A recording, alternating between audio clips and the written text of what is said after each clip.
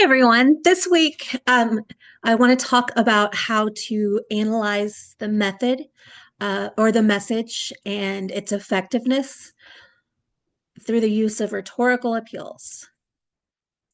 So let's get started.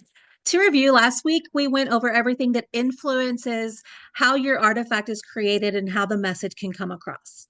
The subject or what the message is, the speaker or who's speaking, whether that's the character, as well as the creators of an artifact, the exigence or the inspiration and what it's responding to, the audience or who it's intended for, and any constraints or limitations. If you recall, last week we weren't talking about how to decide if a message is effective or not. This week, we're going to focus on how to analyze if the message in your piece of media, in your media artifact, if that message is effective or not. And we're going to look at that through four elements of rhetoric: logos or logic, ethos or credibility, pathos or emotion, and kairos or timing. And let's talk about each of those individually. We're going to also look at all of these by using this Colgate advertisement as our example. If you hear meowing in the background, I apologize. My cat's being obnoxious.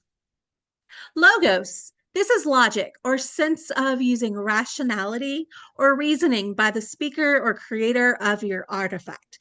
This is how the character is speaking. Is the tone of voice, rational or emotional? Are they using facts?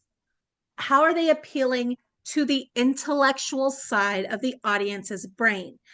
This comes about by using evidence, common themes, examples that the audience will understand, probabilities, statistics, facts, evidence, research, any of those elements would be considered logos.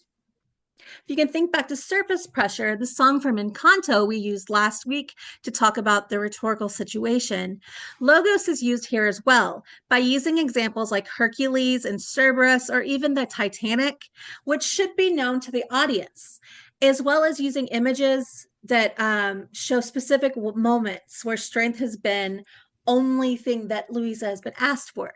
So if she's saying, oh, people only care about me because of my strength, she's using examples in specific times that has been true for her. So by using those examples, by using specific references that the audience will understand, that's using logos. The advertisement that I showed, here's a screenshot here of the bottom to see how our clinically proven optic brighteners work straight after brushing. So they use the word clinically proven, which suggests that research has been done. And then they have a link to a website where you can go to learn more about how those work. A lot of advertisements will also do things like 9 out of 10 dentists agree, or 4 out of 5 doctors say this over that. We're not really looking here at if the logic is sound, if the logic is honest, if there are flaws in the logic, anything like that. We're not looking at that yet. We're just saying, is there logic being used? Is logos being used? However, if you just use facts, that's not really going to convince people. And this is where pathos comes into play. If you think about the example in the slide last week with the puppy and the whole donate money ASPCA ad, that is pathos. Pathos is using emotion. It is where pathos is also where we get the word pathetic. Although here it's not meant to have our connotations of pathos or patheticness as weak. It's just talking about emotion. It's trying to make the audience feel something in order to make them act. If you can connect with an audience on an emotional level, then you've got them. They're going to listen to you. So within an artifact, you may want to consider things like, how is language being used to sway emotions? The tone of voice, is it really soft? Is it really loud? Things like that. Music, the rate, how does that music make the audience feel? The rhythm, the beat, how quickly are they speaking? Are they using examples that are made to make you feel something? With surface pressure, the rate of the music, when she's talking about feeling stressed, the music is faster. When she does that, wait, if I could just take a break, it slows down. The volume of her voice, the loudest part of that whole song is her saying, no mistakes, which shows how much pressure she feels about not being able to make mistakes. The images to evoke relaxation, pressure, and stress.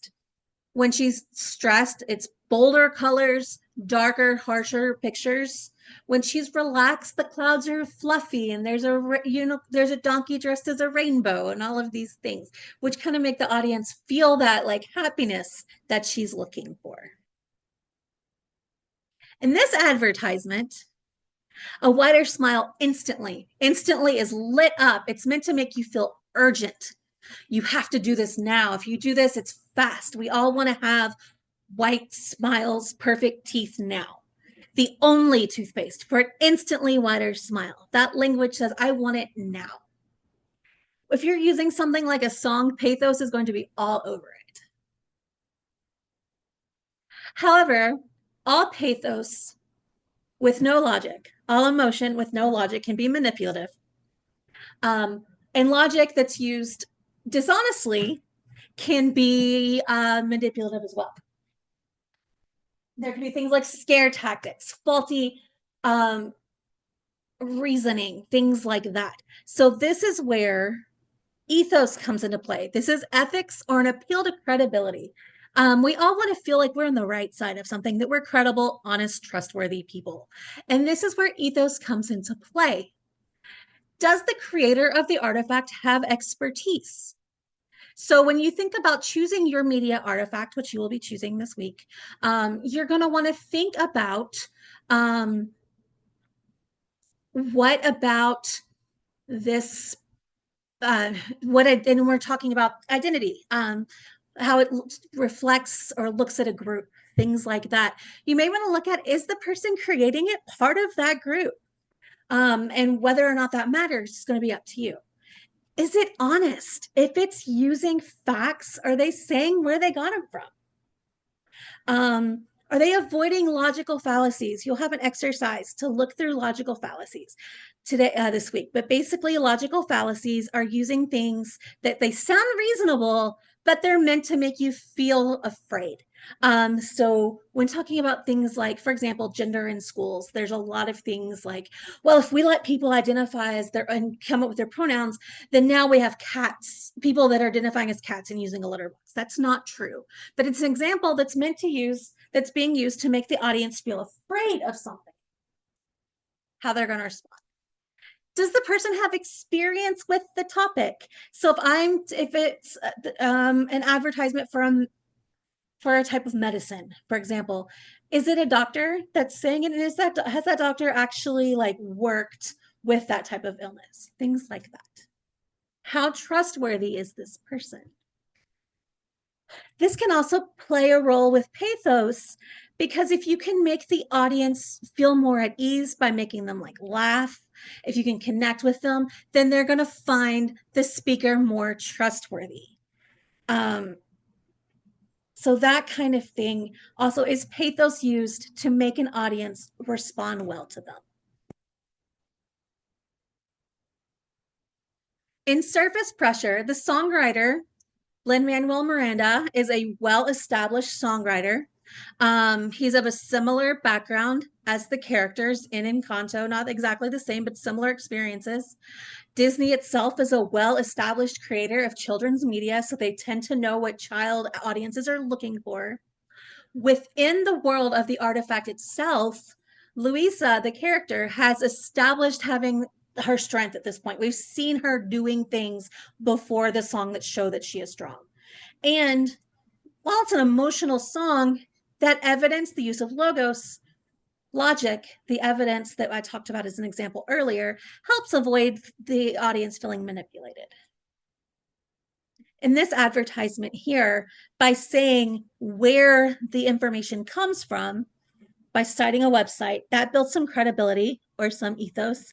And the very small text on the left says temporary visible whitening effect provided by clinically proven brighteners. And it goes on to say, it only works if you do it this long. Now, whether or not that credibility really works when you think about how small that font is compared to the other fonts in the advertisement is something that's up to you. That's something that you would have to decide if interpreting something like this as your artifact. And then we have Kairos, which gets left out a lot. Kairos is qualitative time. In other words, why is this the time the artifact was created? The right measure. Is it too much or overboard? It relates to the situation discussed and the exigence, but not always. What is important about this moment in time? Is there a holiday, a once in a lifetime opportunity? If I'm looking at advertisements for back to school shopping, the kairos for those advertisements is right before school starts. It's usually the end of summer. Place, is there a setting that works here? The kairos to sell. So my sister lives in Ireland, and I remember when she grew up here, of course, and her husband is from there. And I remember asking him, well, what do you do for Thanksgiving? And he's like, we don't celebrate Thanksgiving because it's an American holiday. So the kairos for that, the timing of Thanksgiving, is only important in a setting that celebrates Thanksgiving. And then also, what are the social expectations as well? What are the restrictions, rules guiding it?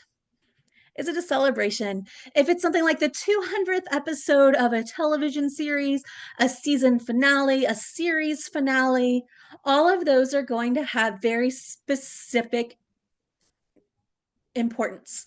This can also look at, when looking at an artifact, if it's not a newer artifact, you also need to look at the time in which it was created and pay attention to, is the language offensive now, but maybe it wasn't offensive at the time? Does it meet the guidelines and expectations of the time in which it was created?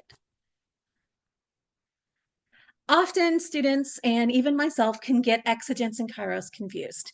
Exigence is referring to the social problem. Kairos is the timing in which it came out. Exigence is the urge to do something, what is pushing it, and kairos is when they're doing it.